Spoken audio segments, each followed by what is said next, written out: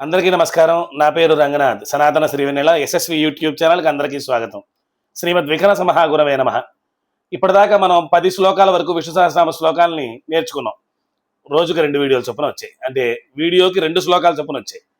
అలాగే ఆ శ్లోకాన్ని ఇంకొకసారి పునశ్చరణ చేసుకొని మళ్ళీ ఇంకోసారి చదువుకొని ఆ తర్వాత ఈ 11, 12 శ్లోకాల గురించి చూడండి. దాంతోపాటు ఇంకో ముఖ్య విషయం, ఈ రోజు నుంచి మీకు వీడియోలు 4 నిమిషాల లోపే వచ్చేటట్టుగా నేను ప్రయత్నం చేస్తాను. ఏదైనా ఒక్క నామానికి మాత్రమే మంచి విషయం క్లుప్తంగా ఆ వివరాన్ని అర్థమయ్యేటట్టు చెప్తాను.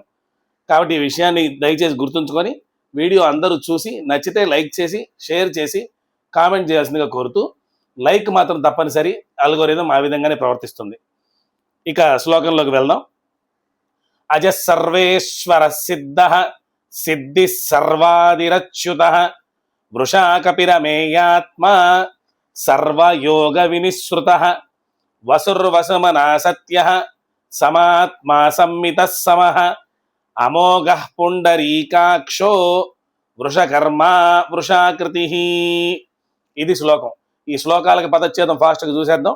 అజః సర్వేశ్వర సిద్ధ సిద్ధి సర్వాది అచ్యుత వృషాకపి అమేయాత్మ సర్వయోగ వినిశ్రుత వసుర్వసుమనా సత్య, దాంట్లో వసు వసుమనా సత్య సమాత్మ సంమిత సమః అమోఘ పుండరీకాక్ష వృషకర్మ వృషాకృతి. ఈ శ్లోకాలు. ఇందులో మీకు పుండరీకాక్ష అన్న నామం కానీ, అమోఘ అన్న నామం కానీ, వృషాకపి అనే నామం కానీ, ఇలాంటివన్నిట్లో కూడా మీకు అన్ని కొన్ని తెలిసినవే ఉన్నాయి. వాటిల్లో సర్వయోగ వినిశ్రుత. యోగము ఏ విధంగా వస్తుంది అన్న విషయాన్ని ఒకసారి ఆలోచించి చూడండి. యోగానికి కారణం ధ్యానం, తపస్సు. ఆ తపస్సు అన్న పదాన్ని మనం జనరల్గా ఇప్పుడు బయట ఉన్నటువంటి కాలమాన పరిస్థితుల్లో తపస్సు అంటే ఏంటో అంటారు కాబట్టి మీకు అర్థం కాదు. కానీ జనరల్గా పెద్ద పెద్ద గడ్డాలు మీసాలు పెంచుకొని ఇట్లా చేసేదాన్ని తపస్సు అంటున్నారు అన్న ఉద్దేశంలో తపస్సు అంటే భయపడతారు. కానీ తపస్సు అంటే తపన, మనలో కలిగే ఆత్మ సంబంధితమైనటువంటి భావన ఏదైతే ఉందో అది ఎక్కువగా ఇంకా చెయ్యాలి, ఇంకా చెయ్యాలి, పరమాత్మని చేరుకోవాలి అని లోపల మనకు ఉండేటటువంటి మదనం ఏదైతే ఉంటుందో అది తపన. ఆ తపనే ఒక మంత్రంతోనో ధ్యానంతోనో లేకపోతే ఒక బీజాక్షరంతోనో అనుసంధానించి కూర్చొని దానికోసంగా సమయం కేటాయించగలిగితే తపస్సు. అలా తపస్సు చేస్తే సర్వయోగ వినిశ్రుత.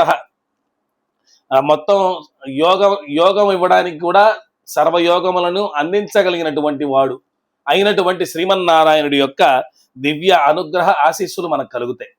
కాబట్టి అజహ అంటే పెద్దవాడు అన్న దగ్గర నుంచి మొదలుపెట్టి వృషాకృతి అన్న దాకా ఉన్నటువంటి ఈ నామాలు అత్యంత వైభవపేతమై స్వామివారి యొక్క దివ్య వైభవాన్ని చెప్పడమే కాకుండా మీ మనసుల్లో ఉండేటటువంటి విష్ణుమూర్తి యొక్క దివ్య స్వరూపాన్ని అచంచలంగా మీ మనసుల్లోనే స్థిరీకృతం చేయడానికి ఈ నామాలు, ఈ శ్లోకాలు ఉపయోగపడుతున్నాయని చెప్తూ మరొక వీడియోతో మళ్ళీ కలుసుకుందాం. ఇంకొకసారి తర్వాత వీడియోల్లో కూడా పరమాత్మకు సంబంధించినటువంటి నామాల్ని చెప్పేటప్పుడు మనసారా ఆస్వాదిస్తూ చెప్పగలిగేటటువంటి స్థితిలో మనం ఉండాలని కోరుకుంటూ అందరికీ నమస్కారం.